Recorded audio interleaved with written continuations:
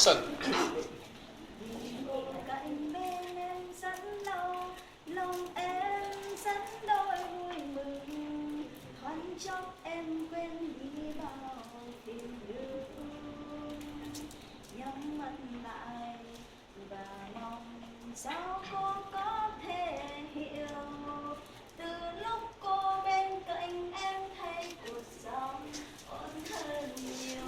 Nhiều lần bị cô luôn la mắng em, lòng em quá đôi buồn phiền. Và cớ sao em vẫn luôn là người thứ hai. Em cảm ơn trời đã trao em gửi cô giáo tuyệt vời.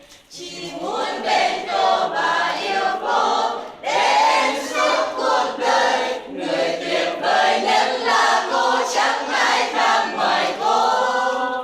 Và lý do em cho là cô luôn luôn tuyệt vời nhất, vì đâu từng biết lắng nghe, biết chịu đựng, biết sẻ chia.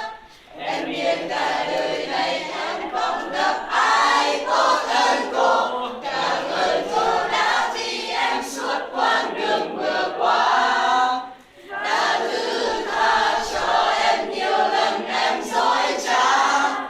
Em hiểu rằng em rất may mắn khi được cô ở bên cạnh. Một thấy nụ cười nở trên môi, hạnh phúc chỉ thế thôi là cô.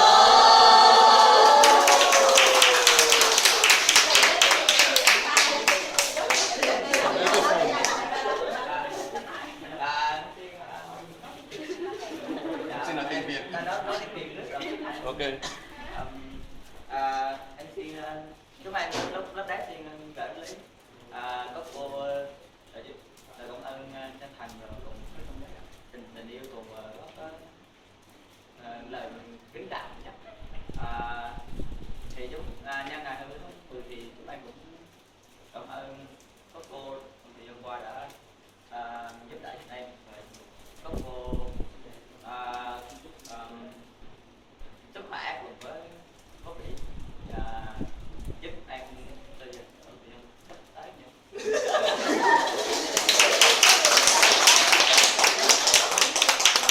Now we can try into English.